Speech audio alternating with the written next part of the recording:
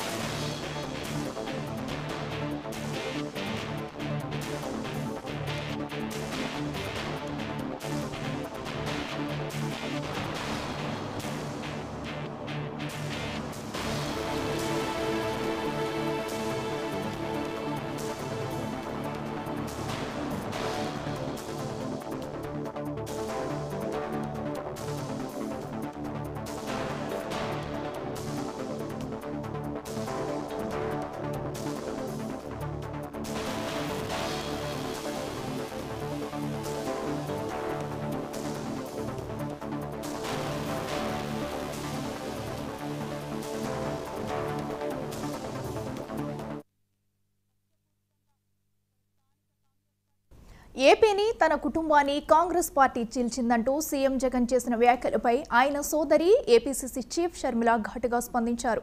YS కుటుంబం చీలిందంటే చేతులారా జగనన్న చేసుకున్నదేనని అన్నారు. జగనన్న వల్లే అనేందుకు దేవుడు, నా తల్లి విజయమే సాక్ష్యమని తెలిపారు. గతంలో తాను జగన్కు అండగా నిలిచానని, జగన్ గెలుపు కోసం స్వలాభం చూసుకోకుండా ప్రచారం చేశానని షర్మిల గుర్తు చేశారు.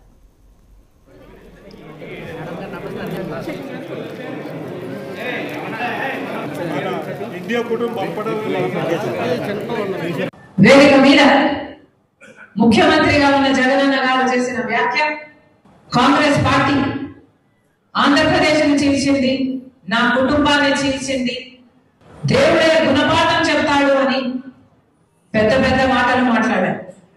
నిజానికి ఆంధ్రప్రదేశ్ రాష్ట్రం ఇలా అభివృద్ధి లేకుండా ఇంత దయనీయ స్థితిలో ఉంది అంటే దానికి కారణం ముందు 5 సంవత్సరాలు ముఖ్యమంత్రిగా ఉన్న చంద్రబాబు గారు, ఇప్పుడు 5 సంవత్సరాలు ముఖ్యమంత్రిగా ఉన్న జగనన్న గారు.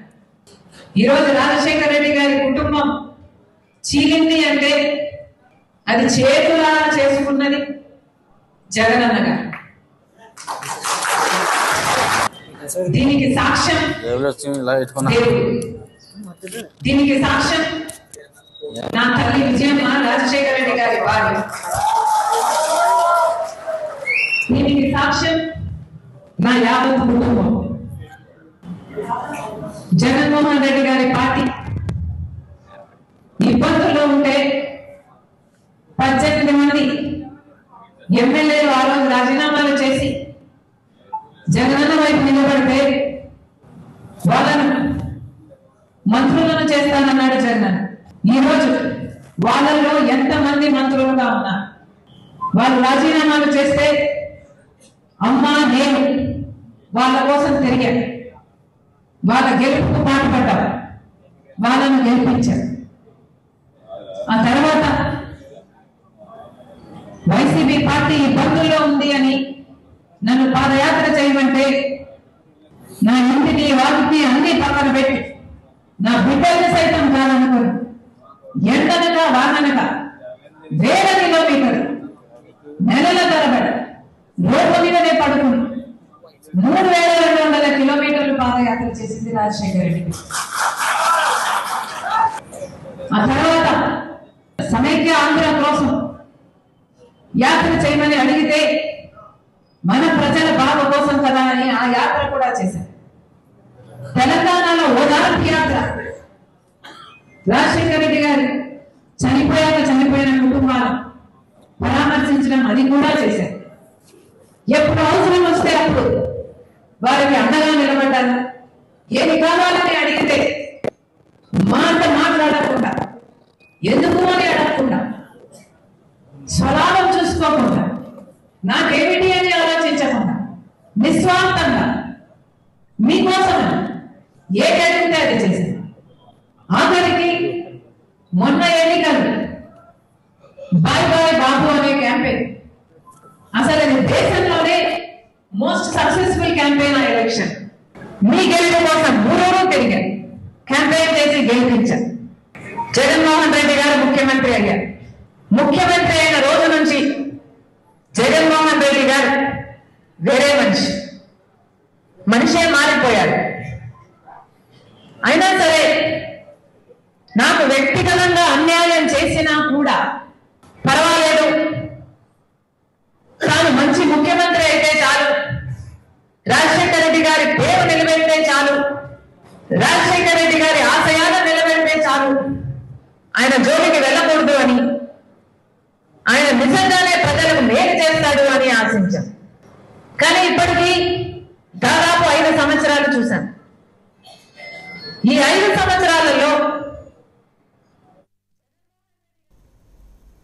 నెల్లూరు జిల్లాలోని కృష్ణాపట్నం పోర్టు తరలిపోతుందంటూ మాజీ మంత్రి సోమిరెడ్డి చంద్రశేఖర్ రెడ్డి చేసిన వ్యాఖ్యలపై మంత్రి కాకాని గోవర్ధన్ రెడ్డి మండిపడ్డారు. సోమిరెడ్డి రాజకీయ లబ్ధి కోసం తప్పుడు ఆరోపణలు చేస్తున్నారన్నారు.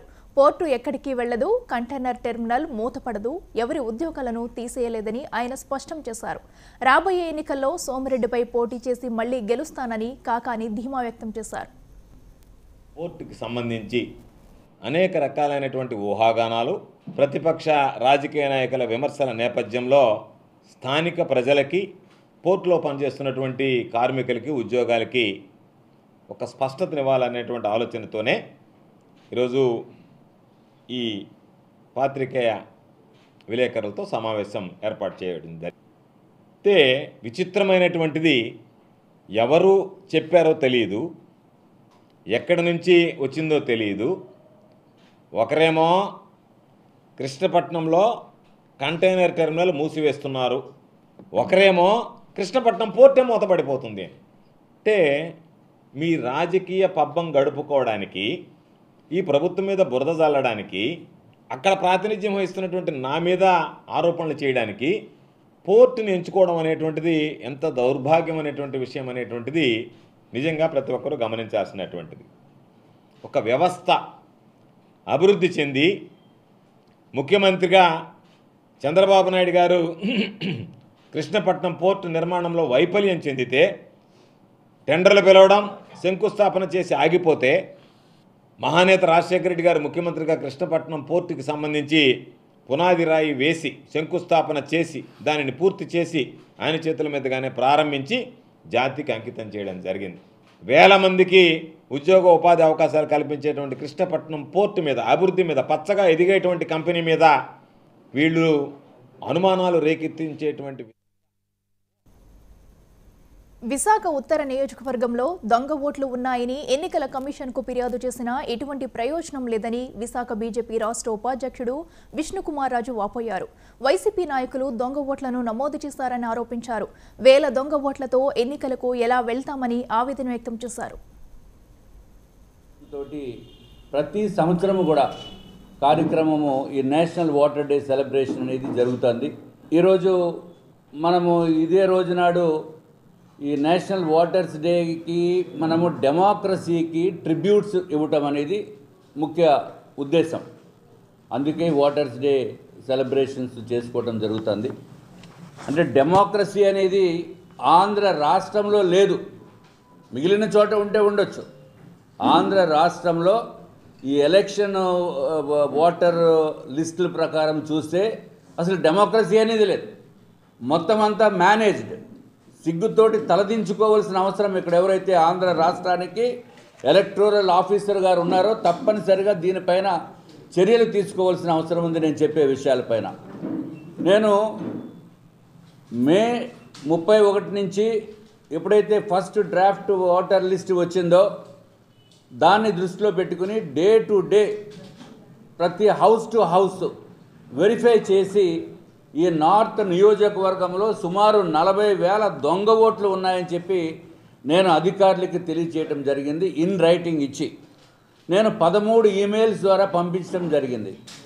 అయినా ప్రతి ఒక్కళ్ళు కూడా మనకు చెప్పింది ఏంటంటే అక్టోబర్ 27 నాడు ఓటర్ లిస్టు కొత్త ఓటర్ లిస్టు రిలీజ్ అవుతుంది, దాంట్లో కంప్లీట్గా కరెక్ట్ చేస్తామని చెప్పారు. అక్టోబరు 27న కొత్త ఓటర్ లిస్టు వచ్చింది. శాంపుల్కి కూడా ఒక్క ఓటు కూడా తీయలేదు శాంపుల్కి. అంటే ఎంత దౌర్భాగ్యమో ఎంత దురదృష్టమో ఈ రాష్ట్రంలో. అసలు ఎన్నికల కమిషన్ పనితీరు ఎవరైతే ఇక్కడ ఇన్ఛార్జీలు ఉన్నారో వాళ్ళు పనితీరు చాలా సీరియస్గా చూడవలసిన అవసరం ఉంది. ప్రజాస్వామ్యాన్ని కూనీ చేయడానికి ఆ విధంగా ఉంది.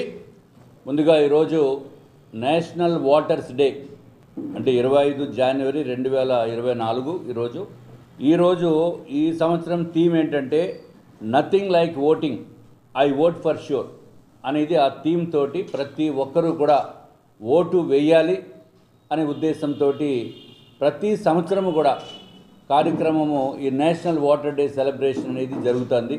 ఈరోజు మనము ఇదే రోజు నాడు ఈ నేషనల్ వాటర్స్ డేకి మనము డెమోక్రసీకి ట్రిబ్యూట్స్ ఇవ్వటం అనేది ముఖ్య ఉద్దేశం. అందుకే వాటర్స్ డే సెలబ్రేషన్స్ చేసుకోవటం జరుగుతుంది. అంటే డెమోక్రసీ అనేది ఆంధ్ర రాష్ట్రంలో లేదు, మిగిలిన చోట ఉంటే ఉండొచ్చు. ఆంధ్ర రాష్ట్రంలో ఈ ఎలక్షన్ వాటర్ లిస్టుల ప్రకారం చూస్తే అసలు డెమోక్రసీ అనేది లేదు, మొత్తం అంతా మేనేజ్డ్. సిగ్గుతోటి తలదించుకోవాల్సిన అవసరం ఇక్కడ ఎవరైతే ఆంధ్ర రాష్ట్రానికి ఎలక్టోరల్ ఆఫీసర్ గారు ఉన్నారో తప్పనిసరిగా దీనిపైన చర్యలు తీసుకోవాల్సిన అవసరం ఉంది. నేను చెప్పే విషయాలపైన నేను మే 31 నుంచి ఎప్పుడైతే ఫస్ట్ డ్రాఫ్ట్ వాటర్ లిస్ట్ వచ్చిందో దాన్ని దృష్టిలో పెట్టుకుని డే టు డే ప్రతి హౌస్ టు హౌస్ వెరిఫై చేసి ఈ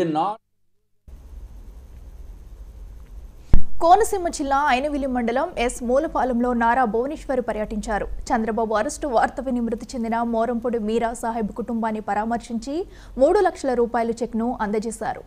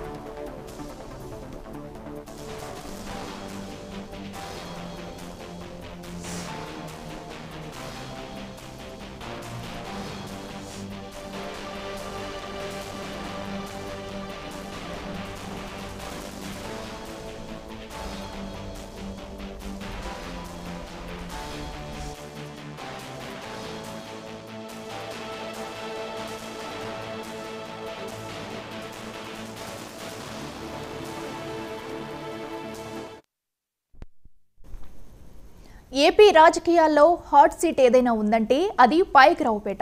ఎస్సీ నియోజకవర్గమైన ఇక్కడ రాజకీయాలు ఎప్పుడూ హాట్ గానే ఉంటాయి. సిట్టింగ్ ఎమ్మెల్యేలపై గ్రూపులు కట్టడం ఇక్కడ కామన్. అధికార వైసీపీ అయినా ప్రతిపక్ష టీడీపీ అయినా ఎమ్మెల్యేలకు ముప్పు తిప్పలు పెట్టే ద్వితీయ శ్రేణి నాయకులకు కుదవే లేదు. ఎస్సీ రిజర్వ్డ్ నియోజకవర్గం కావడంతో ఇతర సామాజిక వర్గ నేతల జోక్యం ఎక్కువ. టీడీపీకి కంచుకోట అయిన పాయకరావుపేటలో వైసీపీ పాగా వేసింది. రానున్న ఎన్నికల్లో ఆధిపత్యం ఎవరిది?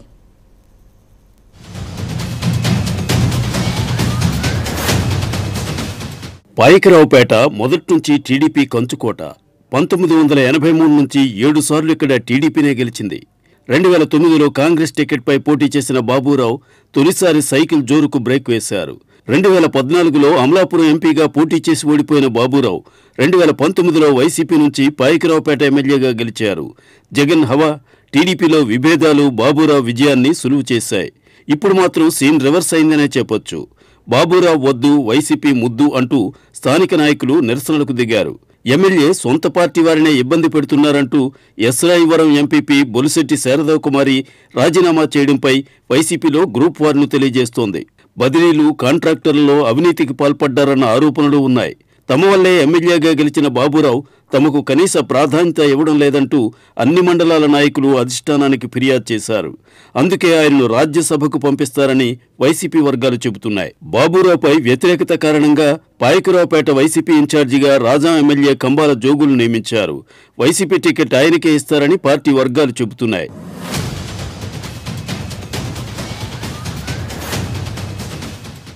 ఆయన వైసీపీ నాయకులను, కార్యకర్తలను కలుపుకొని పోతారన్న టాక్ వినిపిస్తోంది.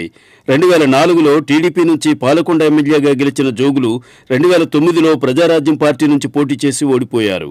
2012లో వైసీపీలో చేరిన ఆయన 2014, 2019 అసెంబ్లీ ఎన్నికల్లో రాజా నుంచి ఎమ్మెల్యేగా గెలిచారు. అయితే మాజీ MLA Chengala Venkatrao, AP SC corporation chairperson Pedapati Ammaji కూడా టికెట్ కోసం ప్రయత్నాలు చేస్తున్నారు. పార్టీలోని వర్గాలను ఒక్కతాటిపైకి తీసుకొస్తారని అమ్మాజీ ధీమా వ్యక్తం చేస్తున్నారు. అయితే ఫైర్ బ్రాండ్గా పేరొందిన అనితను ఓడించాలన్న కసితో వర్గాలన్నీ ఏకతాటిపైకి వస్తాయని వైసీపీ నాయకులు ఆశిస్తూ ఉన్నారు. అనిత మాత్రం వైసీపీ వర్గాలపైనే నమ్మకం పెట్టుకున్నారు. ఏపీ రాజకీయాల్లో ఫైర్ బ్రాండ్గా పేరొందిన వంగలపూడి అనిత టీడీపీ రాష్ట్ర మహిళా అధ్యక్షురాలు. టీచర్ నుంచి ఎమ్మెల్యేగా ఎన్నికైన ఆమె తన వాగ్దాడితో ప్రత్యర్థులపై మాటల దాడి చేస్తూ చాలా తక్కువ సమయంలో రాష్ట్ర రాజకీయాల్లో దూసుకుపోతున్నారు. అధికార పార్టీకి టార్గెట్గా మారిన పోరాట పంథా వేయలేదు. 2014లో టీడీపీ తరపున గెలిచిన అనిత 2019లో పోటీకి దూరంగా ఉన్నారు. టీడీపీ తరపున పోటీ చేసిన బంగారయ్యను బాబూరావు ఓడించారు.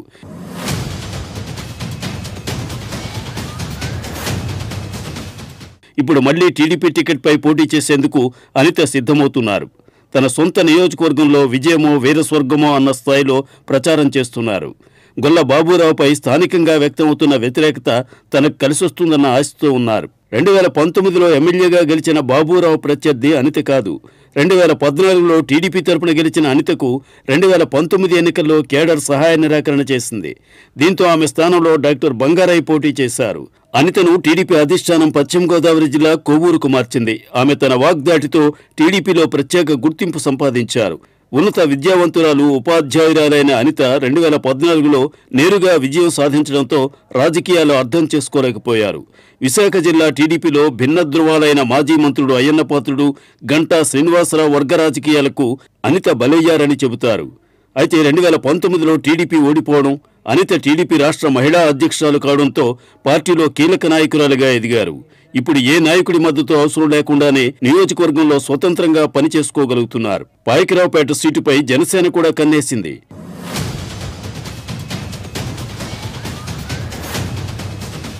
టీడీపీతో పొత్తులో భాగంగా తమ పార్టీకే టికెట్ దక్కుతుందని జన సైనికులు ప్రచారం చేసుకుంటున్నారు. ఇక్కడి టికెట్ను జనసేన రాష్ట్ర కార్యదర్శి బోడపాటి శివదత్ ఆశిస్తున్నారు. మాజీ ఎమ్మెల్సీ అంగలూరి లక్ష్మీ శివకుమారిని రంగంలోకి దించాలని నియోజకవర్గంలో జనసేన ఇన్ఛార్జ్ గెడ్డం బుజ్జి కూడా ప్రయత్నిస్తున్నారు. టికెట్ కోసం పెద్దాడ రమణ ఓ మాజీ మంత్రి ద్వారా పావులు కదుపుతున్నారు. ఇక్కడ ఎక్కువగా ఉన్న కాపులతో పాటు బీసీలు కూడా జనసేనకు అండగా నిలుస్తారని ఆ పార్టీ నాయకులు ఆశిస్తున్నారు. పాయకరావుపేటలో సమస్యలు. ఎస్రాయివరంలో 100 ఏళ్ల చరిత్ర కలిగిన నర్సీపట్నం రహదారి అధ్వానంగా తయారైంది. పాయకరావుపేట తాండవ, ఏటికొప్పాక చక్కెర కర్మాగారాలు మూతపడ్డంతో కార్మికులు, చెరుకు రైతులు రోడ్డున పడ్డారు. నియోజకవర్గంలో నిరుద్యోగ సమస్య తాండవిస్తోంది. నియోజకవర్గంలో సామాజిక మరుగుదొడ్డి సౌకర్యం లేదు. ఇంటింటికి తిరిగి వ్యర్థాలను సేకరించే వ్యవస్థ లేదు. సామాజిక బయోగ్యాస్ ఉత్పాదక వ్యవస్థ లేదు. చెత్తను వీధుల పక్కనే పారేస్తున్నారు. ఈ సమస్యలను తీర్చే అభ్యర్థినే ఇక్కడి ప్రజలు గెలిపిస్తారు. మండలాలు: కోట ఊరట్ల, నక్కపల్లి, ఎస్రాయివరం, పాయకిరావుపేట. 2019లో విజేతలు: గొల్ల బాబూరావు వైసీపీ 99,745 ఓట్లు, డాక్టర్ బి బంగారయ్య టీడీపీ 67,556 ఓట్లు, నక్కా రాజబాబు జనసేన 15,921 ఓట్లు.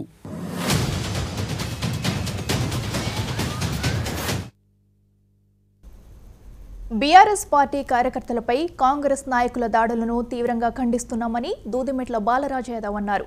కాంగ్రెస్ పార్టీ దాడులు మానేసి ఇచ్చిన హామీలను అమలు చేయాలని డిమాండ్ చేశారు. కాంగ్రెస్ ఇచ్చిన హామీలను అమలు చేయాలని ప్రశ్నిస్తే దాడులు చేయడం సబబు కాదన్నారు. బీఆర్ఎస్ హయాంలోనే నియోజకవర్గంలో అభివృద్ధి జరిగిందన్నారు. పార్లమెంట్ ఎన్నికల్లో భువనగిరి ఎంపీగా బరిలో ఉంటానని బాలరాజు యాదవ్ తెలిపారు.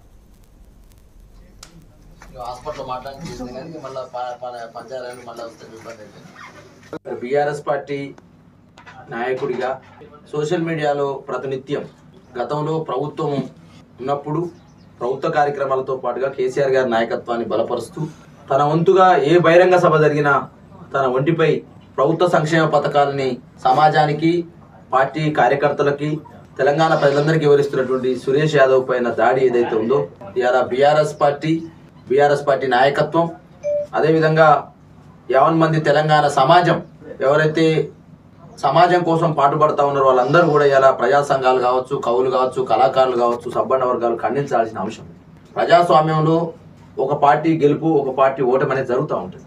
ప్రజలిచ్చిన నిర్ణయాన్ని ఎవరైనా గౌరవించాల్సింది, ప్రజలిచ్చిన తీర్పుని ఎవరైనా శిరస వహించాల్సింది.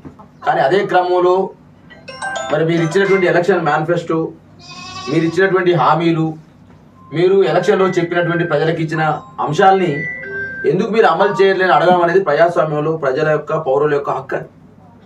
ఆ హక్కుని, ప్రజాస్వామ్యం ఇచ్చిన హక్కుని, భారత రాజ్యాంగం డాక్టర్ బాబాసాహెబ్ అంబేద్కర్ ఇచ్చిన హక్కుని ఉపయోగించుకొని డాక్టర్ ఏదైతే ఎలక్షన్లో ఇచ్చినటువంటి ఏదైతే హామీలను అమలు పరచమని చెప్పి సురేష్ యాదవ్ చెప్పినప్పుడు, ఎవరు లేనప్పుడు ఇంటి మీద ఒక 10-20 మంది గుండాలు వచ్చి నువ్వు బీఆర్ఎస్ పార్టీకి సపోర్ట్ చేస్తే ఎట్లా?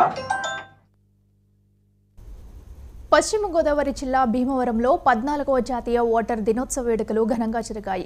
ఇందులో భాగంగా విష్ణు కళాశాలలో అవగాహన కార్యక్రమం నిర్వహించారు. ఈ కార్యక్రమంలో విద్యార్థులు చేసిన నృత్యాలు అందరినీ ఆకట్టుకున్నాయి. ఓటు ప్రభుత్వాలను శాసించడంలోనూ, ప్రజా ప్రతినిధులను నిర్ణయించడంలోనూ కీలక పాత్ర పోషిస్తుందని కలెక్టర్ ప్రశాంతి అన్నారు. ఒక వ్యవస్థను సరైన గాడిలో పెట్టే శక్తి యువతకి ఉందన్నారు. మీరు వేసే ఓటు భవిష్యత్ తరాలను నిర్ణయిస్తుందని, అందరూ బాధ్యతతో ఓటు వేయాలని ఆమె కోరారు.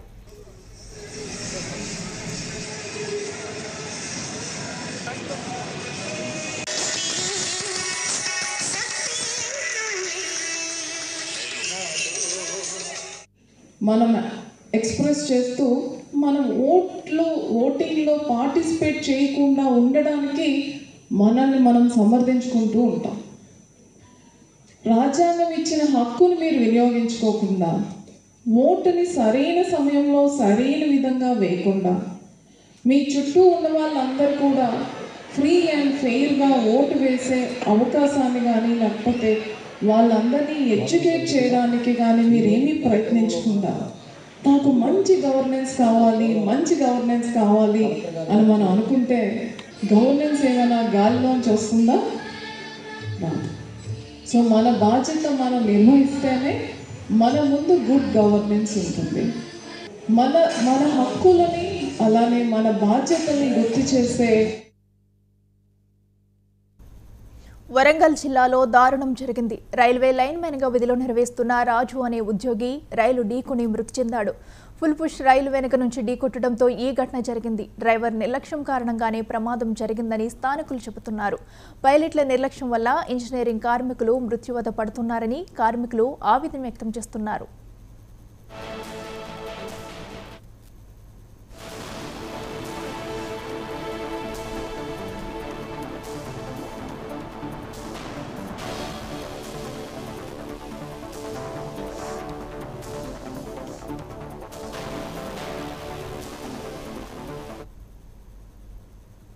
సంగారెడ్డి జిల్లా జోగిపేటలో ఆర్డీఓ పాండు ఆధ్వర్యంలో 14వ జాతీయ ఓటరు దినోత్సవాన్ని ఘనంగా నిర్వహించారు. Nothing like voting, I vote for sure అనే నినాదంతో తహసీల్దార్ కార్యాలయం నుండి గ్రీన్ఫీల్డ్ మినీ స్టేడియం వరకు ర్యాలీ నిర్వహించారు. ఈ కార్యక్రమంలో విద్యార్థులు, ఉపాధ్యాయులు, ఉద్యోగులు పెద్ద ఎత్తున పాల్గొన్నారు. ఈ సందర్భంగా అందరితో ఓటరు ప్రతిజ్ఞ చేయించారు ఆర్డీఓ పాండు.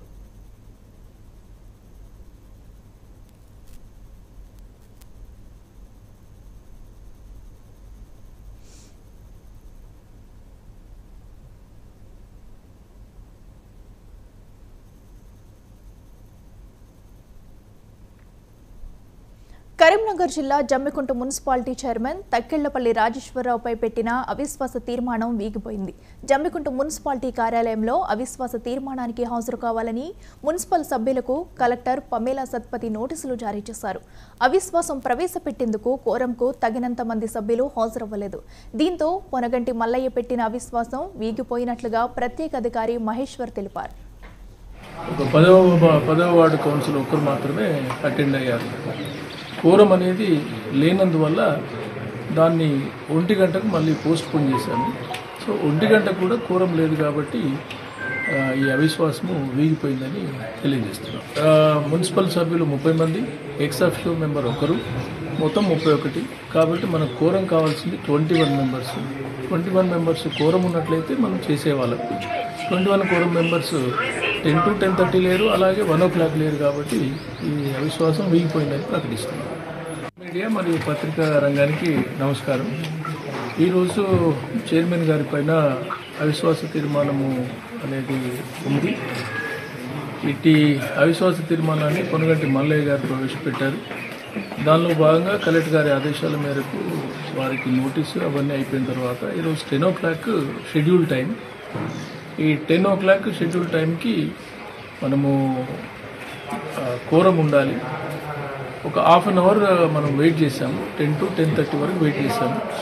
ఒక పదవ వార్డు కౌన్సిల్ ఒక్కరు మాత్రం.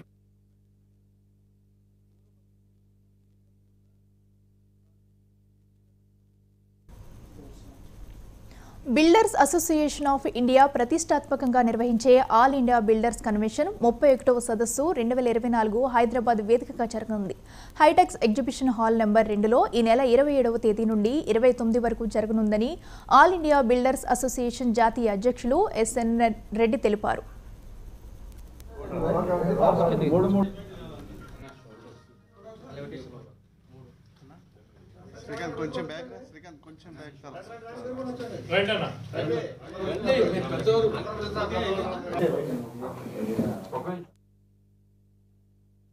Builders association chairman Devender Reddy మన హైదరాబాద్లో 31st all India builders convention 27, 28, 29 జరుగుతున్నట్టు మా ప్రెసిడెంట్ గారు మా వీళ్ళు చెప్పినారు. దాంట్లో మెయిన్ మా థీమ్ ఏంటంటే సస్టైనింగ్ న్యూ రెసిలియంట్ ఇండియా. దాంట్లో భాగంగా జనరల్గా స్మార్ట్ సిటీస్ గురించి, ట్రాన్స్పోర్ట్ గురించి, తర్వాత లేబర్, ఎన్విరాన్మెంటల్ బ్యాలెన్స్ గురించి ప్రధానంగా చర్చలు జరుగుతాయి. వాటి మీద తీర్మానాలు జరుగుతాయి. మూడోది మా తెలంగాణలో ముఖ్యంగా సమస్య ఇప్పుడు కొత్త గవర్నమెంట్ వచ్చినాక మేము ఈ మైనింగ్ మీద కొంచెం చాలా కన్స్ట్రక్షన్లో ప్రతిదీ చాలా ఇంపార్టెంట్. ఏంటంటే గ్రావెల్, మట్టి, తర్వాత మెటల్, స్టోన్, వీటి మీద కొన్ని సమస్యలు ఉన్నాయి. ఆ సమస్యల మీద కూడా మేము కొన్ని తీర్మానాలు చేసి ప్రభుత్వానికి పంపాలనుకున్నాం. ఈ కొత్త ప్రభుత్వంలో అవి పాత ప్రభుత్వంలో కొంచెం ఇబ్బందులు ఉండే, ఈ కొత్త ప్రభుత్వంలో అవి తీరుతాయని కోరుకుంటున్నాం. అలాగే ఈ కన్వెన్షన్లో ఆల్ ఇండియా నుంచి ప్రతి 2 yearsకి ఒకసారి జరిగినప్పుడు, ఇంతకుముందు మనకు 2016లో ఒకసారి రామోజీ ఫిలిమ్స్లో జరిగింది. అలాగే ఇప్పుడు మళ్ళీ మనకు అవకాశం వచ్చింది. మా అదృష్టం ఏంటంటే మా నేషనల్ ప్రెసిడెంట్ మన తెలంగాణ అతను శ్రీ నరసింహారెడ్డి గారు ఉన్నారు కాబట్టి ఇది చాలా విజయంగా జరుగుతుంది. అలాగే మాకు మంత్రులు, తర్వాత మా ముఖ్యమంత్రి గారు అందరూ విచ్చేసి మమ్మల్ని అందరినీ అసలు మా సమస్యలు కూడా వింటారని సంతోషంగా ఉంది. Thank you. National president builders association of India, జాతీయ అధ్యక్షుడు ఆల్ ఇండియా. మాకు ఎవ్రీ డిస్టిక్కి 1-2 సెంటర్స్, అలాగే all district centres all India, Kanyakumari to Kashmir వరకు అంతా ఆల్ ఇండియా మొత్తం కవర్ అయింది. ప్రతి స్టేట్కి ఒక స్టేట్ చైర్మన్ ఉంటాడు. అట్లాగే మన స్టేట్ చైర్మన్ దేవేందర్ రెడ్డి గారు, మా సీనియర్ గారు పాస్ట్ ప్రెసిడెంట్, మన ఇక్కడ సర్దార్జీ మన హైదరాబాద్ సెంటర్ చైర్మన్ మన సత్యానంద్ రెడ్డి గారు, మన ఇక్కడ భాస్కర్ రెడ్డి గారు ఉన్నారు, ఇక్కడ మా డివిఎన్ రెడ్డి, వీళ్ళంతా మా ముఖ్యమైన సభ్యులు. సో ఇక్కడ మనకు జరిగేది ఏంటంటే ఇంతకుముందు చెప్పినట్టుగా ఈ కన్వెన్షన్ అంటే సమ్మేళనం.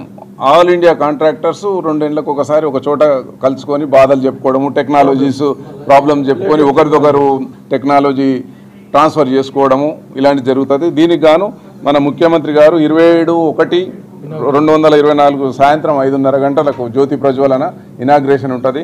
28 రోజు టెక్నికల్ సెషన్ ఉంటుంది. అక్కడ డిప్యూటీ చీఫ్ మినిస్టర్ గారు మన బట్టి విక్రమార్క గారు అపాయింట్మెంట్ ఇచ్చినారు. అలాగే 29 రోజు valedictory function central ministers Kishan Reddy garu, telecommunication minister tourism and telecommunication minister Dev Singh Chauhan garu వాళ్ళు అపాయింట్మెంట్ ఇచ్చినారు, వాళ్ళు వస్తున్నారు. సో ఈ విధంగా 3 రోజుల పండుగ మాది. సో ఈ 3 రోజుల్లో చాలా కొందరు బాధలు చెప్పుకోవడం, మీకు ఇంతకుముందు చెప్పినట్టుగా మిషనరీ కూడా ఇక్కడ ఎగ్జిబిషన్ కూడా పెట్టినాము. కొంత మిషనరీ లేటెస్ట్ టెక్నాలజీ ఇట్లాంటివి కూడా కొనుక్కునే వాళ్ళు కొనుక్కుంటారు, అవగాహన ఒప్పందాలు చేసుకుంటారు. సో ముఖ్యమైన ఉద్దేశం ఏంటంటే మా కాంట్రాక్టర్స్ మొత్తం ఒక చోట కలిసి ఒక పండుగ వాతావరణం ఈ 3 రోజులు ఉంటుంది మాకు. అల్లూరు జిల్లా రంపచోడవరంలో సబ్ కలెక్టర్ ప్రశాంత్ ఆధ్వర్యంలో జాతీయ ఓటరు దినోత్సవ వేడుకలను ఘనంగా నిర్వహించారు. తహసీల్దార్ కార్యాలయం నుంచి ర్యాలీని ప్రారంభించారు. ఈ కార్యక్రమంలో పోలీసులు, విద్యార్థులు తదితరులు పాల్గొన్నారు. ఈ సందర్భంగా అందరితో ప్రతిజ్ఞ చేయించారు సబ్ కలెక్టర్ ప్రశాంత్.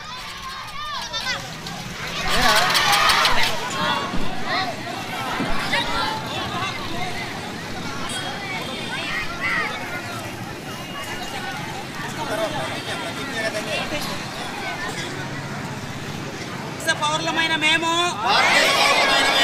ప్రజాస్వామ్యంపై విశ్వాసంతో దేశ ప్రజాస్వామ్య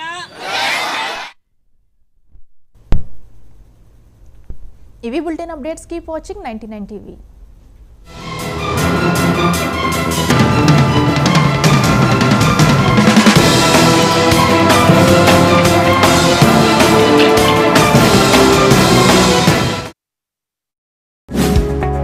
బజార్లో షేర్లా నిలబడాలంటే, స్టాక్ మార్కెట్లో స్ట్రోక్ వచ్చినా తట్టుకోవాలంటే, బేసిక్స్ లేకపోయినా బాక్స్ ఆఫీస్ బద్దలు కొట్టాలంటే, మన మనీ తరిగిపోకుండా డబుల్ కావాలంటే, ఏం జరిగినా సలార్లా సవాల్ విసరాలంటే, ఫైనల్లీ మనమో గ్లాడియేటర్ అవ్వాలంటే కరెక్ట్ గైడ్ కావాలి. ఆ గైడ్ మన Nifty master Padam Murthy Naidu. Share share with Nifty master సోమవారం నుండి శుక్రవారం వరకు ప్రతిరోజు ఉదయం 9:30 మన 99 టీవీలో. ఇక్కడ రాజకీయాల గురించి కానీ, ఇక్కడ జరుగుతున్న అభివృద్ధి కానీ, ఇంకొకటి కానీ, రాష్ట్ర వ్యవహారాల గురించి కానీ ఆమె ఏమి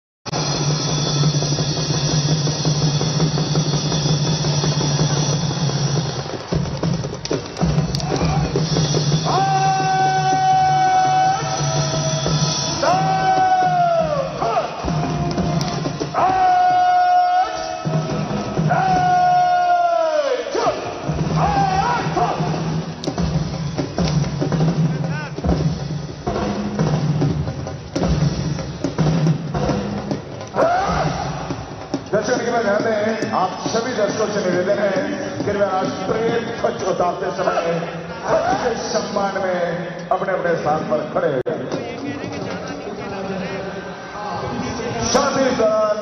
शांति बनाए रखें तथा किसी भी नारे आदि का प्रयोग ना करें। वे दर्शक जो वर्दी में हैं उनसे निवेदन है कि वे राष्ट्रीय ध्वज को सल्यूट करें। अब आप मेरे साथ 3 बार हिंदुस्तान जिंदाबाद का नारा लगाएंगे।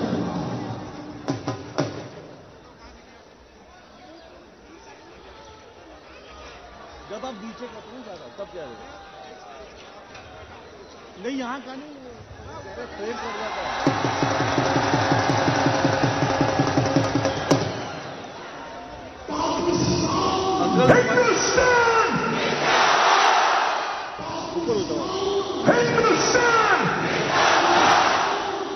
हिंदुस्तान जिंदाबाद जिंदाबाद।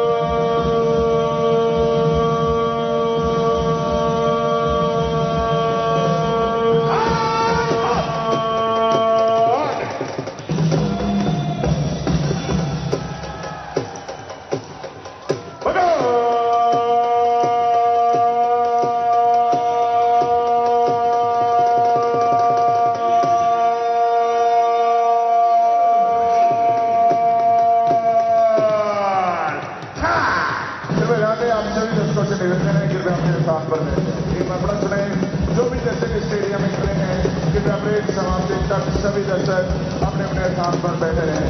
धन्यवाद।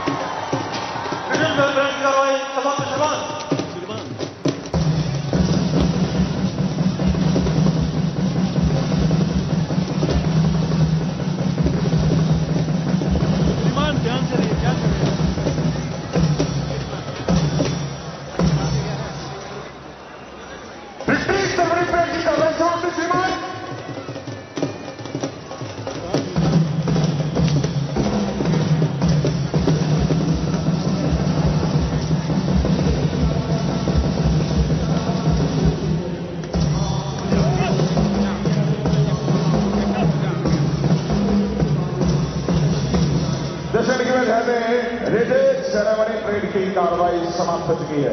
रेडेड सेरेमनी परेड की कार्रवाई समाप्त हो चुकी है। आप सभी दर्शकों से निवेदन है कि वह स्वर्ण जयंती द्वार के रास्ते जेसीबी अटारी परिसर से शांतिपूर्वक प्रस्थान करें। साथ ही अपने बच्चे, बुजुर्गों एवं कीमती सामान का विशेष ध्यान दें। आप सभी देशवासियों को बीएसएफ की तरफ से जेसीबी अटारी बढ़ाने के लिए हार्दिक धन्यवाद। जय हिंद,